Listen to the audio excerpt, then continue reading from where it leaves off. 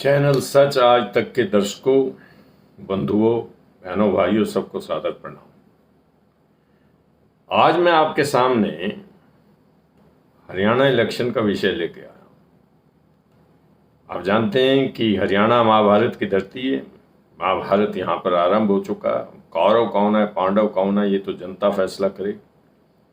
परंतु दोनों पार्टियों ने अपनी फौजों को युद्ध के मैदान में सजाना आरंभ कर दिया। सेनापति आ गए। एक पार्टी ने 68 यानी भारतीय जनता पार्टी ने 68 उम्मीदवारों की लिस्ट भी घोषित कर दी। हो सकता है आज के दिन यानी 5 सितंबर को कांग्रेस भी कोई लिस्ट जारी करे, तो वो जो उम्मीदवारों के आने से जो प्रभाव पड़ता है वो भी हमारी डिस्कशन में आ जाए। परंतु अभी तक हम आपको प्री पोल सर्वे बता रहे हैं। आपकी सूचनार्थ हमें प्री पोल सर्वे करने का बड़ा अनुभव है और हमारा वो अनुभव बिल्कुल ठीक हुआ। हम अपने क्लाइंट्स का नाम तो नहीं बताएंगे, परंतु 2014 में एक एजेंसी ने मुझसे प्री पोल सर्वे करवाया था कि हरियाणा विधानसभा का इलेक्शन जब हुआ तो इसमें क्या होगा। मैंने वो उस स्टेटमेंट में ये कहा था और जो सर्वे करके दिया था उसका रिजल्ट ये था एंड सर्वे तक का कि 46 सीटों पर भारतीय जनता पार्टी जीतेगी और वही हुआ। बहुत से लोगों ने आश्चर्य भी प्रकट किया, परंतु ये अनुमान है और अनुमान वैसे नहीं लगते। हम लोगों से बातचीत करते हैं, लोगों के साथ अपने विचार साझा करते हैं, उनके विचार जो हैं सुनते हैं और उसके आधार पर अपनी स्टेटमेंट देते हैं। कोई सैम्पलिंग वैम्पलिंग का कार्य हम नहीं करते। वो बहुत टेक्निकल काम है और हाई टेक कंपनियां ही वैसा काम कर सकती हैं और हरियाणा में हाई टेक कंपनी की आवश्यकता ही नहीं। उसी प्रकार से आपको पता लग जाएगा कि किसकी हवा बह रही है और उसके अनुसार ही लगभग 99% रिजल्ट उसके अधिकार है। उसके अनुसार 2019 में भी ऐसा हुआ। बहुत बड़ा नैरेटिव सेट किया था भारतीय जनता पार्टी ने। अब की बार 70 पार 90 विधानसभा सीटें, उसमें से 70 जीतने का दृढ़ संकल्प लेकर पूरे अस्त्र शस्त्र के साथ सेना उतरी थी भारतीय जनता पार्टी। मेरे एक साथी जो किसी विधानसभा से इलेक्शन लड़ना चाहते थे, पार्टियों का जब टिकट लेने में निराश हो गए तो उन्होंने मुझसे ये एक सर्वे करवाया था कि सर्वे करके बताइए कि सारे हरियाणा में किसकी हवा रहेगी, कितनी सीटें किस पार्टी को मिलेंगी। मैं उस साथी का नाम भी नहीं बता सकता। उन्होंने हमारे प्रोग्राम को स्पॉन्सर किया और मैंने उन्हें बताया कि 50 से नीचे सीटें भारतीय जनता पार्टी की आ रही हैं। ये 70 पार का जो नारा ये खोखला साबित होगा और वो हुआ। 40 सीटें आईं और 10 जजपा की, जो भारतीय जनता पार्टी के विरोध में लड़ी थी, 10 जजपा की यानी जननायक जनता पार्टी की सीटों के साथ मिलकर सरकार बनी है आपके सम्मुख है। सो ये हमारा अनुभव है। हम उस अनुभव के आधार पर आपके सामने आज 18 सीटों का विश्लेषण करेंगे। भारतीय जनता पार्टी के अधिकांश उम्मीदवार इन सीटों के ऊपर घोषित हो गए। कांग्रेस के हो जाएंगे, परंतु एंड रिजल्ट वही रहेगा। सबसे पहले हम फरीदाबाद क्षेत्र की 9 सीटों की बात करेंगे। क्षेत्र का अर्थ पार्लियामेंट्री सीट है, उसके अंतर्गत आने वाली 9 असेंबली सीटें। वो सीटें हैं फरीदाबाद, बड़खल, तिगांव, पृथला, NIT, बल्लभगढ़, पलवल, होडल और रथी। 2019 में इन सीटों को, इनमें से 7 सीटें भारतीय जनता पार्टी ने जीती थी 2019 के असेंबली इलेक्शन में। एक सीट पृथला पर इंडिपेंडेंट उम्मीदवार जीते थे और एक सीट पर कांग्रेस जीती थी, यानी NIT की जो सीट थी फरीदाबाद NIT की, वो कांग्रेस की। अभी जो इलेक्शन हुआ है जून के अंदर 2024 लोकसभा का, उसमें भी असेंबली वाइज वोटिंग होती है और असेंबली के सेगमेंट्स के अनुसार 6 असेंबली सेगमेंट्स के अंदर भारतीय जनता पार्टी आगे रही और 3 के अंदर कांग्रेस पृथला में आगे रही, कांग्रेस होडल में आगे रही, कांग्रेस हथीन में आगे रही। बाकी सारी 6 सीटें जो फरीदाबाद क्षेत्र की आती हैं, बाकी बची हुई सीटें, उन पर भारतीय जनता पार्टी आगे। तो अब आप कहेंगे ये तो स्पष्ट हो गया, आपके सामने है भारतीय जनता पार्टी 6 सीटों पर जीती है तो वो 6 सीटें तो वो जीतेगी ही जीतेगी 9 में से। ऐसा नहीं। विधानसभा के इश्यूज अलग है, विधानसभा की हवा भी अलग है, विधानसभा में हस्तियां भी जो खेल खेलती हैं वो भी अलग हैं लोकसभा से। बिल्कुल अलग है। इसीलिए हमने आपके सम्मुख एक खाका पेश किया फरीदाबाद क्षेत्र की 9 विधानसभाओं का। विधानसभा वार हम आपको बोलते हैं। सबसे पहले फरीदाबाद शहर की विधानसभा दोनों बार का अर्थ है 2019 असेंबली इलेक्शन, 2024 लोकसभा का इलेक्शन, दोनों बार बीजेपी आगे रही। परंतु अब आप ये समझिए कि इस बार फरीदाबाद की 2024 की यानी अक्टूबर 5 को होने वाली जो पोलिंग है विधानसभा की, फरीदाबाद में कंटेस्ट होगा, दोनों पार्टियां भिड़ेंगी। उसका कारण है फरीदाबाद शहर पंजाबी बहुल है और फरीदाबाद शहर से पंजाबी को टिकट भारतीय जनता पार्टी ने नहीं दी। और यदि वो कांग्रेस दे देती, इसमें यदि तो जुड़ा हुआ है, तो संघर्ष बहुत तीव्रतम होगा और लगभग एक तरफा भी हो सकता। परंतु अभी तक दोनों पार्टियां, एक पार्टी के कैंडिडेट अनाउंस हो गए, दूसरे की नहीं हुए, तो मैं समझता हूं संघर्ष होगा। ये हाल आपके बड़खल में होगा। बड़खल जो है उसमें नंबर 1 पे पंजाबी पॉपुलेशन है, नंबर 2 पे गुजर पॉपुलेशन है। ये भी बीजेपी दोनों बार जीती है, परंतु इस बार कंटेस्ट होगा।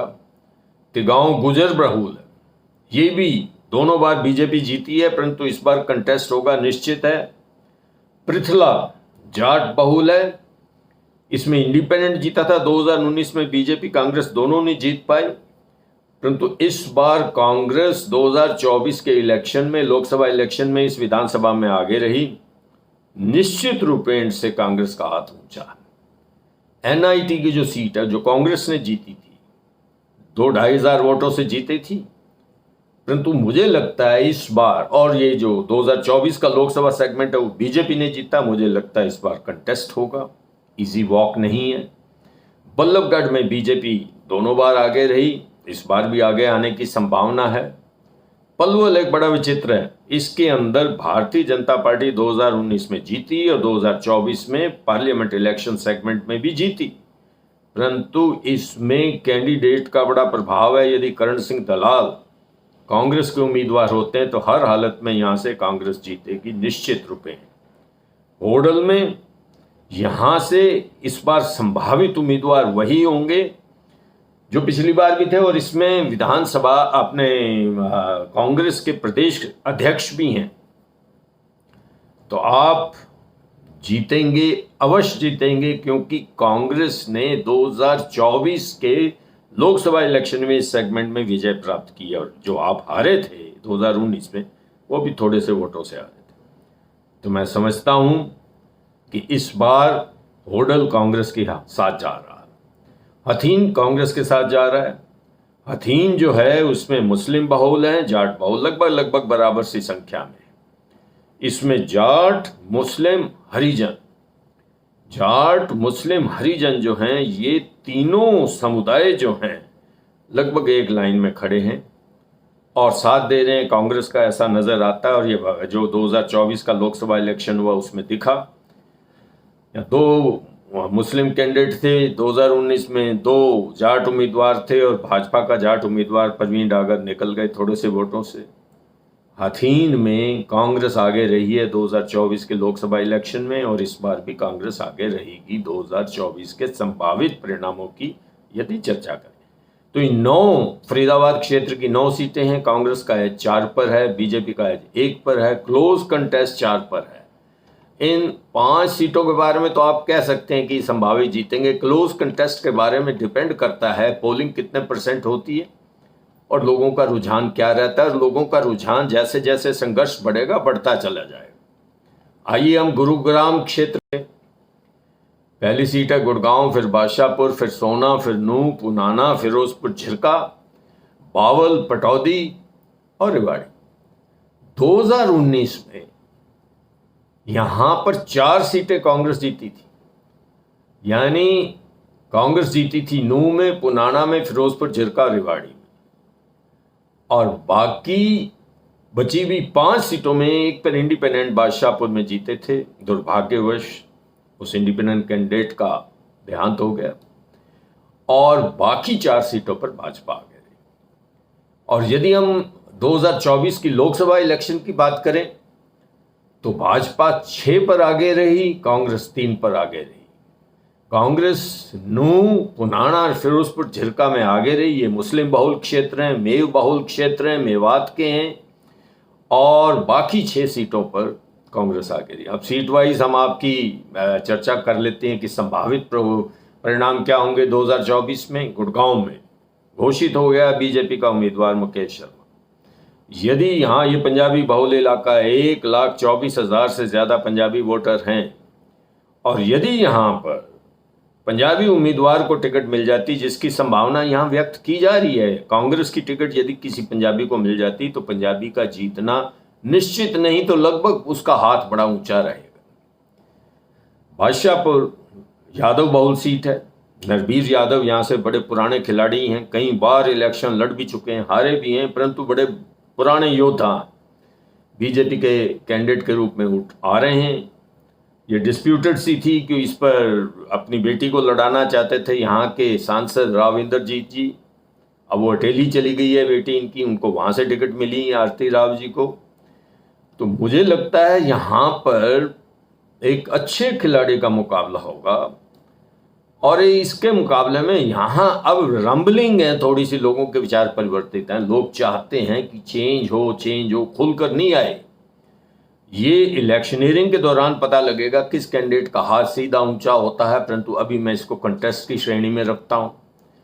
सोना में 2024 लोकसभा में बीजेपी जीती, 2019 में भी बीजेपी जीती, परंतु बीजेपी की लीड बहुत कम थी। जो यहाँ कांग्रेस के पार्लियामेंट के उम्मीदवार थे राज बब्बर, उन्होंने कमाल कर दिया। 4.5 लाख से 2019 में जीते थे राव इंद्रजीत, 4.5 लाख से भी अधिक वोट थे, परंतु इस बार सिर्फ 71,000 वोटों से आगे थे। वोट श्रिंक हुए हैं और वोट शिफ्ट हुए हैं, दोनों बातें आप देखिए। सोना में गुर्जर और मुसलमान बराबर बराबर सी संख्या में, बड़ी भारी संख्या में है। तकरीबन 72,000 मुस्लिम वोट हैं और 64-65,000 गुर्जर वोट। यदि गुर्जर खड़ा हो जाता है तो मुसलमान वोट नहीं देते, मुसलमान खड़ा हो जाता है तो गुर्जर वोट नहीं देते, और दोनों हर बार खड़े जरूर होते हैं, ये मैंने देखा। और जीतता वो है जो अन्य बिरादरियों से आता है या इस इलाके का भी नहीं होता। चौधरी धर्मवीर तो शाम से आकर यहाँ पर जीत गए थे, इसी तरह की लड़ाई में बीच में से निकल गए थे। परंतु अब मुझे लगता है कि यहाँ कंटेस्ट होगा। यदि बीजेपी का उम्मीदवार आ गए हैं तेजपाल तंवर, गुर्जर समुदाय से, अब कांग्रेस किसको देती है इस पे डिपेंड करता है। और यदि वो अन्य वर्गों को दे देती, यानी मुस्लिम और गुर्जर को छोड़कर दूसरे समुदायों को, और वो उम्मीदवार जो है वो स्वीकार्य हो जाता है, क्योंकि आप जानते हैं एक बहुत शानदार कास्ट कॉम्बिनेशन कांग्रेस की फेवर में चल रहा है, वो है मुस्लिम, वो है आपका जाट, और वो है अनुसूचित जाति के मतदाता। यदि ये बड़ा स्ट्रॉन्ग कॉम्बिनेशन और डेडली कॉम्बिनेशन, यदि इसमें थोड़े से भी ब्राह्मणों के वोट मिल जाएं, थोड़े से भी इसमें बनियों के वोट मिल जाएं, थोड़े से भी पंजाबियों के मिल जाएं, थोड़े से ही पिछड़ों के मिल जाएं, यानी कोई भी उम्मीदवार हो उसकी जीतने की संभावना बढ़ जाती है। परंतु फिर भी हमने इसको कंटेस्ट में रखा है। नूह मुस्लिम बहुल है, दोनों बार कांग्रेस आगे थी 2019 में, और आज भी उनका विधायक है। 2024 के लोकसभा इलेक्शन में बहुत आगे थी, कांग्रेस जीतेगी। पुनाना में भी यही स्थिति है, फिरोजपुर झिरका, ये तीनों मुस्लिम बहुल मेवात की सीटें, तीनों कांग्रेस का जीतना निश्चित है। बावल अनुसूचित जाति के लिए आरक्षित सीट है, बीजेपी जीती थी 2019 में, और 2024 में भी बीजेपी लोकसभा के इलेक्शन में यहाँ आगे रही, क्योंकि जो जनरल पॉपुलेशन है यहाँ पर वो यादवों की अधिक है, और राव इंद्रजीत का प्रभाव क्षेत्र माना जाता है, शायद बीजेपी का एज रहे। पटौदी भी अनुसूचित है, यही कहानी पटौदी के साथ है, यहाँ भी राव इंद्रजीत का प्रभाव है। यादव जो है जनरल मतदाता है, और वो इस आरक्षित सीट के ऊपर एक एससी कैंडिडेट को वोट करेंगे। और ये फार्मूला है, जनरल पॉपुलेशन जो आरक्षित क्षेत्रों की अधिक हो तो उसके अनुसार रिजल्ट आता है उस सीट का। यहाँ भी भाजपा जीतने की संभावना कर सकती है। रेवाड़ी एक बहुत अलग केस है। रेवाड़ी में कांग्रेस जीती थी 2019 में चिरंजीव राव सिर्फ 1300 वोटों से, और जब 2024 का लोकसभा का इलेक्शन हुआ तो राव इंद्रजीत जीत गए। यहाँ पहले भी ऐसा हो चुका है कि लोकसभा में राव इंद्रजीत जीतते हैं, विधानसभा में राव अपना कैप्टन अजय सिंह, और अब के उनका लड़का जीता था। 6 बार जीते हैं उस सीट को रेवाड़ी। इस बार जीत पाएंगे ये देखने की बात है। मुझे लगता है कि उनके प्रयास सफल होंगे, क्योंकि संभावना है कि उनके बेटे को तो चिरंजीव राव को ही टिकट मिलेगी कांग्रेस की, परंतु फिर भी इसको हमने कंटेस्ट में रखा। तो गुरुग्राम क्षेत्र की 9 सीटों की यदि हम चर्चा करें तो कांग्रेस का एज 3 पर है, भारतीय जनता पार्टी आगे 2 सीटों पर है, क्लोज कंटेस्ट 4 पर है। आज की इस वीडियो को हम अंतिम सीमा में ले आए हैं। टोटल सीट 18 का हमने आपको उल्लेख कर दिया, फोरकास्ट कर दी। 2024 के असेंबली इलेक्शन का रिजल्ट क्या होगा?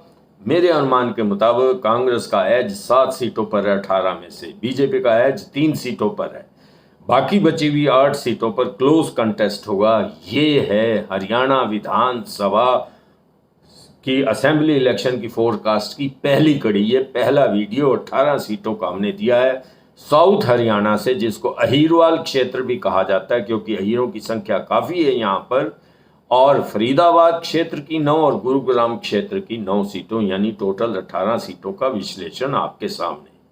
कांग्रेस एज कर रही है क्योंकि पिछली बार यहाँ पे 2019 के इलेक्शन में भाजपा आगे थी और यहाँ से उन्होंने 4 सीटें जीती थीं और 7 सीटें जीती थीं। फरीदाबाद से तो 11 सीटों पर विजय प्राप्त की थी और लोकसभा के अंदर भी वो आगे रही। परंतु इस बार क्या होने वाला ये देखने की बात है। राजनीति संभावनाओं का खेल है। संभावनाएं मुझे लगती हैं कांग्रेस के पक्ष में जा रही हैं। धन्यवाद। यदि आपको हमारा ये वीडियो पसंद आया हो तो आप इसको शेयर करें, आप इसको सब्सक्राइब करें, ये आपसे निवेदन। नमस्कार।